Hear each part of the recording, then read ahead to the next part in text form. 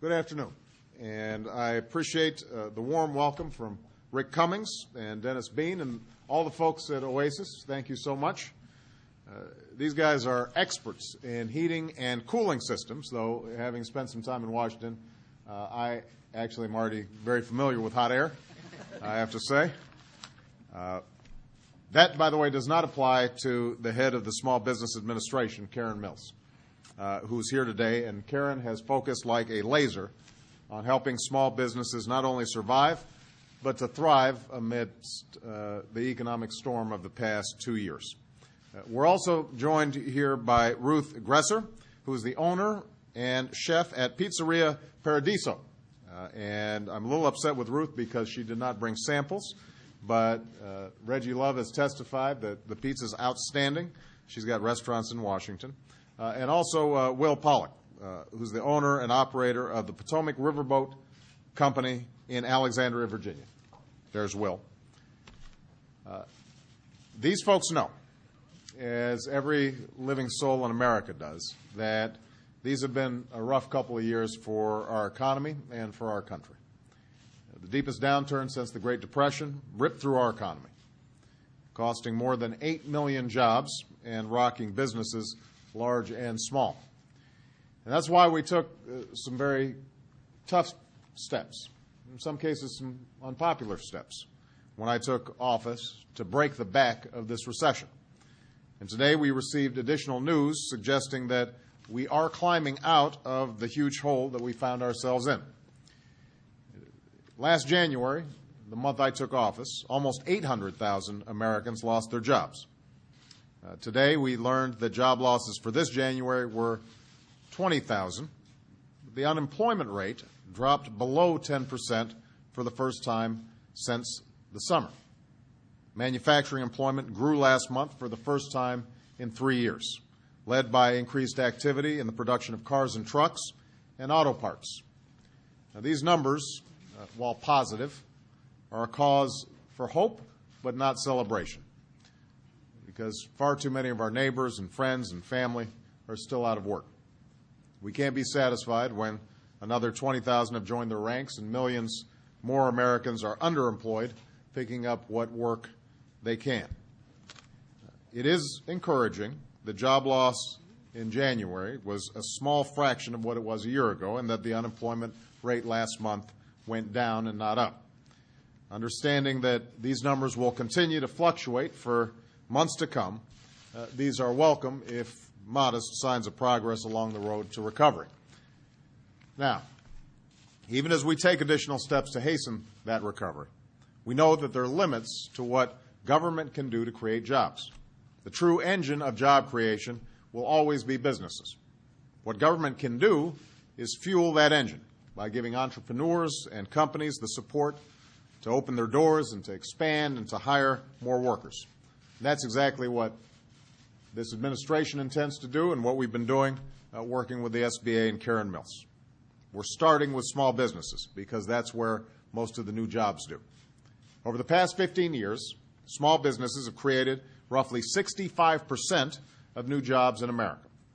These are companies formed around kitchen tables in family meetings, formed when an entrepreneur takes a chance on a dream, formed when a worker decides it's time she became her own boss.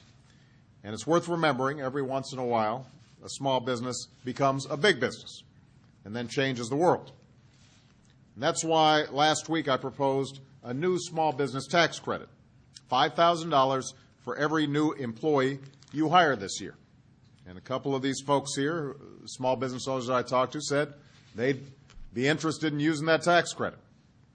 This week, I proposed a new small business lending fund that would take $30 billion of the fund originally used to rescue big banks on Wall Street and use it to provide lending capital, community banks on Main Street. And I know that we've got Capital One Bank here that's been a lender to Oasis, and Capital Bank, excuse me, and we appreciate the good work that you've done supporting this this company. Under Karen Mills, SBA has increased loan guarantees and reduced fees, steps that have increased SBA lending by 86%. We've called for legislation to increase SBA loan limits to allow us to guarantee loans of up to $5 million, compared with $2 million now. And today I'm taking yet another step to assist small business owners get the capital that they need to grow and to hire.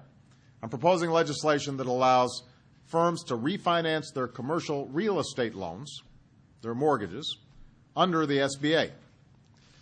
Right now, even companies with great credit histories are facing challenges refinancing at what are historically low rates. Property values have fallen and lending has dropped. As a result, many businesses that would otherwise survive this downturn are at risk of defaulting, which in turn will lead to even lower property values and less lending, not to mention lost jobs. In addition, I'm also proposing that we increase the limits for SBA loans used for lines of credit and working capital, something that I know could benefit Ruth's business and countless others.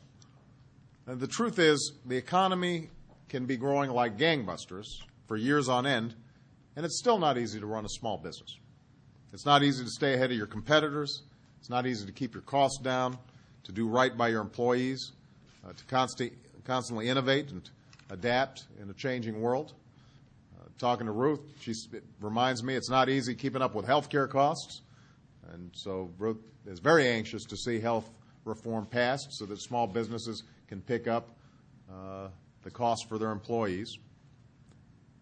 And in this deep and lasting recession, a hard job has been that much harder, because for much of the last year, people weren't buying and customers weren't calling and banks were not lending. But even in the face of these obstacles, even in these tough times, all across the country, there are people like Rick and Dennis and Ruth and Will who haven't given up. You guys wake up every day and seek a way to safely navigate these troubled waters, to fulfill your obligations to your families and to your employees and your customers.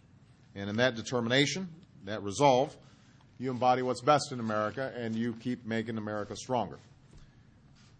Next week, Congress will start debating many of the jobs proposals I've outlined today and in recent days, many of the proposals to benefit small business, many of the proposals to spur hiring.